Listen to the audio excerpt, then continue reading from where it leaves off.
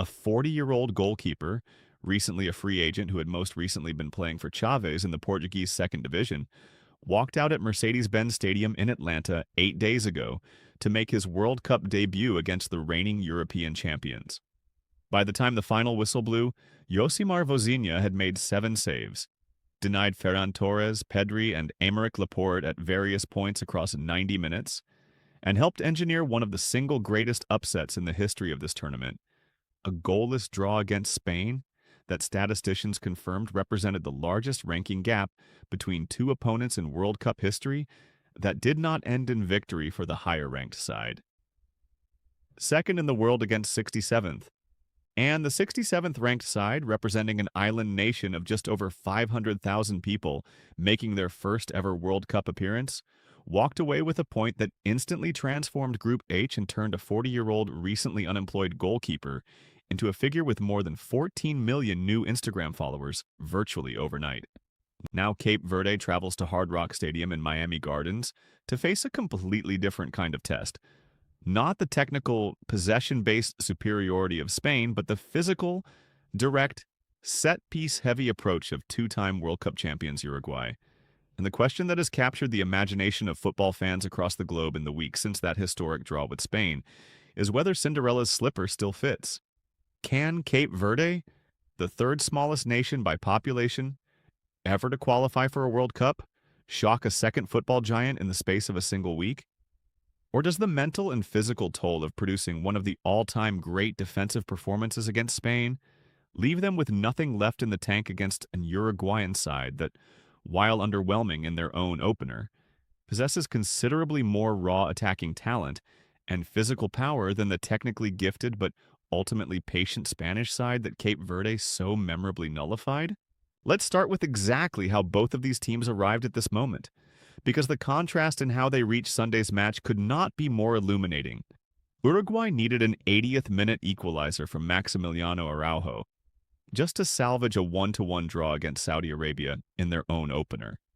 A result that, on its own terms, represented a significant disappointment for a Marcelo Bielsa side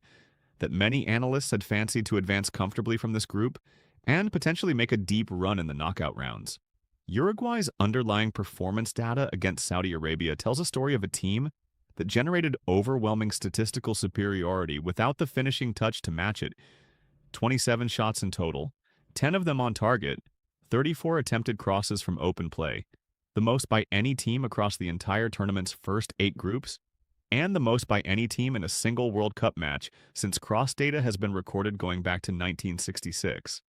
And yet, from those 34 crosses, only 9 found their intended target. Uruguay dominated territory and created overwhelming volume without translating that dominance into the kind of comfortable victory that their reputation as two-time World Cup champions demands. Cape Verde's path to this match looks entirely different, and the contrast extends well beyond the scoreline of their respective opening matches. Against Spain, Cape Verde set up in what multiple tactical analyses described as a 5-man low block, on occasions crowding their own penalty box with almost the entire team, deliberately conceding territory and possession in exchange for defensive solidity and compactness through the central areas where Spain's technical superiority would otherwise have proven most dangerous. The numbers behind that approach are almost unprecedented in their extremity. Spain managed 74% possession and 23 shots, yet Cape Verde completed just 14 passes in the opposition's defensive half across the entire first half of that match, the lowest figure recorded by Opta's tracking data in a single half of World Cup football since 1966. This was not a team trying to play expansive, ambitious football and falling short. This was a team executing an extraordinarily disciplined defensive game plan to perfection, built entirely around denying Spain the space and time their technical players needed to create clear-cut scoring opportunities, and trusting their goalkeeper to handle whatever chances did eventually break through that defensive wall. The statistical paradox that emerges when you compare these two teams' underlying numbers heading into Sunday's match is genuinely remarkable, and it explains exactly why this fixture has captured so much attention despite the 45-place gap separating these nations in the FIFA World Rankings. Cape Verde, ranked 67 places below, where many expected them to perform, actually possesses better underlying offensive and defensive numbers than Uruguay across their last 5 matches in almost every meaningful category. 0 wins and 3 goals scored for Uruguay's recent run, compared to 3 wins and 9 goals for Cape Verde over an equivalent stretch. The only statistical column where Uruguay leads is draws with 4-9, a number that, rather than reflecting resilience, actually summarizes Uruguay's persistent inability over recent matches to convert territorial and statistical dominance into the actual victories that matter on the scoreboard. This is not a story of a clearly superior Uruguay facing clearly inferior opposition. This is a story of two teams entering this match with genuinely complicated, almost inverted form profiles relative to their reputations and rankings. There is also a dimension to this Uruguay squad's preparation that several previews have flagged with real concern, and it goes beyond tactics and statistics into the realm of squad morale and internal cohesion. Reports emerging from the Uruguayan camp describe toxicity in the dressing room, threatening to derail their World Cup campaign, with tension between Bielsa and certain players reportedly surfacing in the days following the Saudi Arabia draw. Whatever the precise nature and severity of those internal tensions, they represent exactly the kind of off-field distraction that elite international squads cannot afford during a tournament where every match carries enormous stakes and where Group H's tightly bunched standings mean there is essentially zero margin for the kind of unfocused, disjointed performance that produced Uruguay's underwhelming opener against Saudi Arabia. Darwin Núñez's situation adds a further layer of uncertainty to Uruguay's preparation for this match. The 26-year-old striker, who hadn't played a competitive match since March prior to the World Cup opener due to fitness management considerations, was withdrawn at halftime against Saudi Arabia as Bielsa carefully managed his return to full match sharpness. Whether Núñez starts again against Cape Verde, and if so, for how long he is able to contribute at full intensity, remains a genuine selection question heading into Sunday's match. One that matters enormously given that Núñez represents Uruguay's most significant individual source of physical power and direct goal threat in behind Cape Verde's deep defensive structure. Several previews suggest Bielsa may persist with his preferred 4-4-2 shape and continue showing faith in Núñez despite the early withdrawal against Saudi Arabia, while others suggest Agustín Cannobio could partner Núñez or even replace Federico Vinas as a more dynamic attacking option, better suited to breaking down exactly the kind of compact, patient defensive block that Cape Verde is certain to deploy again on Sunday. Federico Valverde stands as the one player across both squads whom virtually every preview identifies as the single most important individual factor capable of deciding this match. The Real Madrid midfielder created 5 chances against Saudi Arabia, every single one of them from set pieces, the most by any Uruguayan player in a World Cup match since the legendary Diego Forlán managed an equivalent total against Mexico back in 2010. Valverde's combination of box-to-box physical power, technical quality, and set-piece delivery represents exactly the kind of individual brilliance that can, in the words of one preview, change a preview into a highlight reel in one moment. If Valverde finds space between Cape Verde's defensive lines or arrives with characteristic late timing into the penalty area from deep midfield positions, Cape Verde's defensive organization and discipline alone may not be sufficient to keep the scoresheet blank for a second consecutive match. Pico Lopez, Cape Verde's defensive cornerstone alongside the heroic Vozinha, will face an entirely different physical and tactical examination on Sunday than the one he passed so impressively against Spain. His 11 clearances against Spain represented the most by any debutant nation's player at a World Cup since Tunisia's Karim Hagui managed 13 against Saudi Arabia back in 2006. But defending against Spain's patient, possession-based technical approach requires a fundamentally different skill set than defending against Uruguay's far more direct, cross-heavy, set-piece-oriented attacking philosophy. Uruguay attempted those 34 crosses from open play against Saudi Arabia, specifically because Bielsa's system is built around getting the ball into wide areas and delivering it into the box with pace and frequency, testing exactly the kind of aerial duels and box-crowding scenarios where Lopes's clearance numbers against Spain, however impressive, may face a genuinely different and arguably more physically demanding examination on Sunday. The numbers and the historical precedent that statisticians have compiled ahead of this match offer a fascinating, almost contradictory picture of what to expect when the two sides take the field. Uruguay have lost only one of their last 9 World Cup group stage matches, a 2-0 defeat to Portugal at Qatar 2022, a run that includes 6 wins and 2 draws across that stretch. But those same 9 matches have produced just 15 total goals between both teams combined, an average of only 1.7 per match, underlining exactly the kind of cautious, low-scoring profile that this specific Uruguay generation has consistently produced at the World Cup, regardless of the individual talent available to Bielsa across his squad. Cape Verde, for their part, have never previously faced any CONMEBOL opposition in a competitive fixture, and have lost both of their only 2 prior encounters against South American teams. A 1-0 defeat to Ecuador 4 years ago, and a more recent 4-2 loss to Chile back in March of this year. Those results suggest a degree of vulnerability against South American football's particular blend of physicality, technical quality, and tactical sophistication that Cape Verde has not previously had to solve at this level of competition, even accounting for their remarkable defensive masterclass against Spain just days ago. The Opta supercomputer, running its standard 25,000 match simulations, gives Uruguay a 67.2% probability of victory,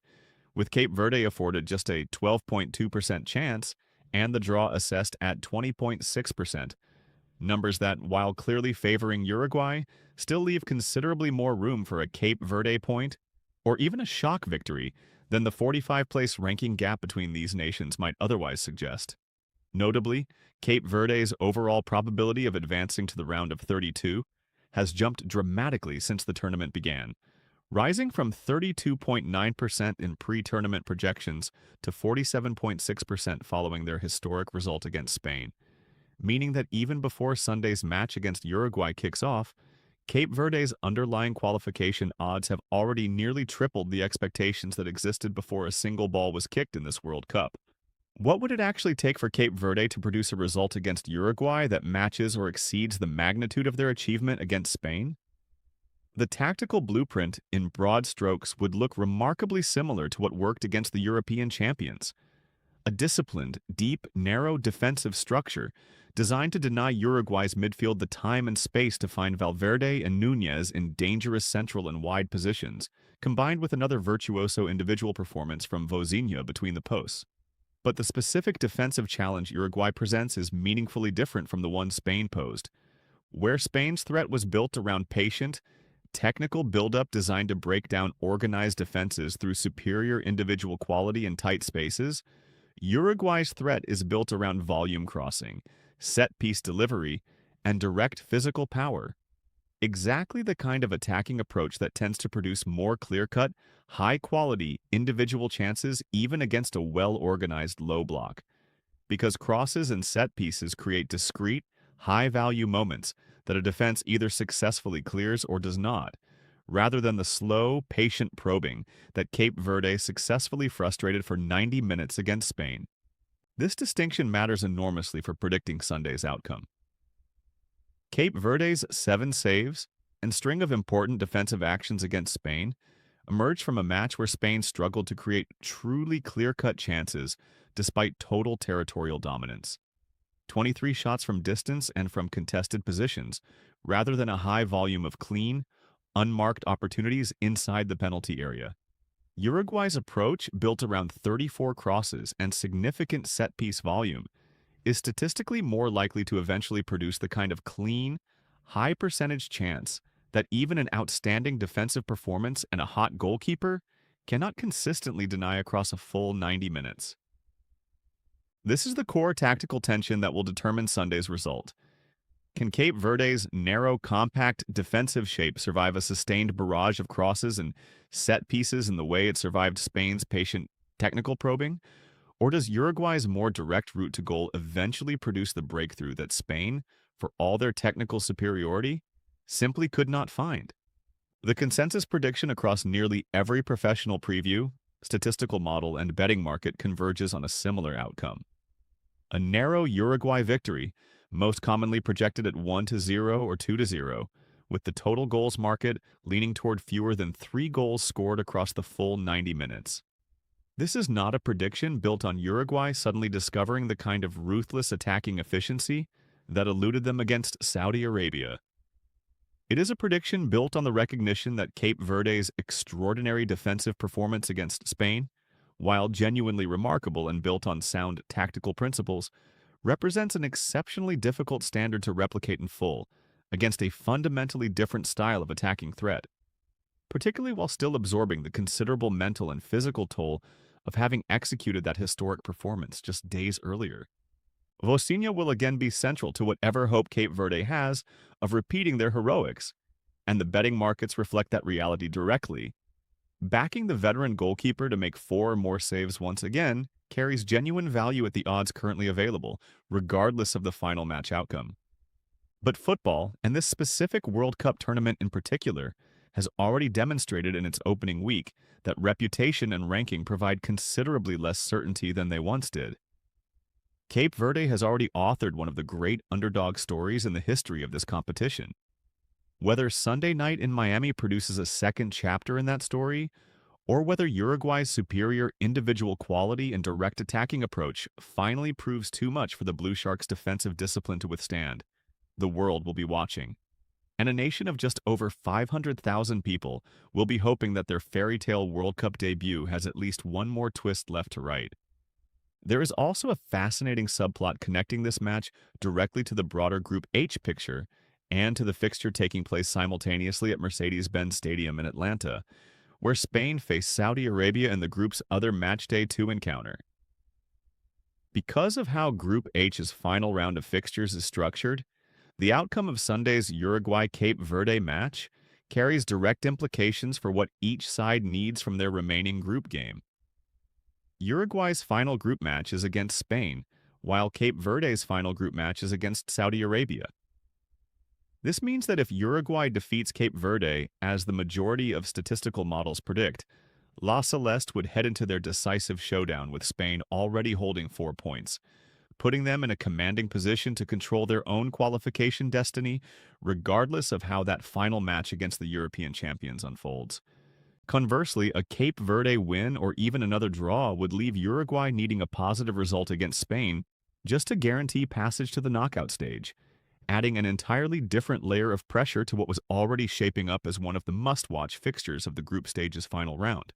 For Cape Verde, the mathematics of qualification provide an additional source of motivation heading into Sunday's match beyond simply continuing their fairy tale run. With 8 third-place teams across the tournament's 12 groups now qualifying for the round of 32 under this expanded 48-team format, Cape Verde's path to the knockout stage does not necessarily require finishing in the traditional top 2 of their group. 3 points against Uruguay could be enough on their own to secure passage as one of the best third-placed finishers across the entire tournament, while 4 points each, meaning a win combined with a positive result in their final match against Saudi Arabia, would almost certainly guarantee their advancement, regardless of how the rest of Group H's permutations play out. This mathematical reality removes some of the desperate must-win pressure that might otherwise compound the psychological challenge of trying to replicate their historic defensive performance against an entirely different attacking proposition just days after the Spain match. The broader context of Cape Verde's qualification campaign for this World Cup adds further weight to the argument that their result against Spain, however statistically extraordinary, was not simply a one-off fluke produced by an inspired goalkeeping performance and good fortune. The Blue Sharks topped their African qualifying group with 23 points from 10 matches, finishing ahead of Cameroon, one of the continent's most experienced and historically successful World Cup nations. Across that qualifying campaign, Cape Verde scored 16 goals while conceding just 0.8 goals per match on average, with 3 of their 7 qualifying victories ending by a narrow 1-0 scoreline. This is a team with a well-established identity and a proven defensive system that predates their World Cup debut by years, built by manager Bubista around exactly the kind of collective discipline and organizational rigor that frustrated Spain so completely. That underlying consistency across an entire qualifying campaign, rather than a single inspired 90 minutes against Spain, is the strongest evidence available that Cape Verde's challenge to Uruguay on Sunday deserves to be taken seriously as a genuine sporting contest rather than dismissed as a probable correction back toward the expected order of world football's hierarchy. Kickoff at Hard Rock Stadium is scheduled for 11 o'clock in the evening, UK time on Sunday, June 21st, 6 o'clock local time in Miami Gardens, with the match available live and free in the United Kingdom on BBC One and BBC iPlayer. Whatever unfolds across the 90 minutes that follow, Cape Verde has already secured their place in World Cup history through their result against Spain. The only remaining question, heading into Sunday night in Miami, is whether that history gets a second remarkable chapter written into it, or whether Uruguay's superior physical power, set-piece quality, and direct attacking approach finally provides the examination that Cape Verde's extraordinary defensive discipline cannot survive intact for a second consecutive match.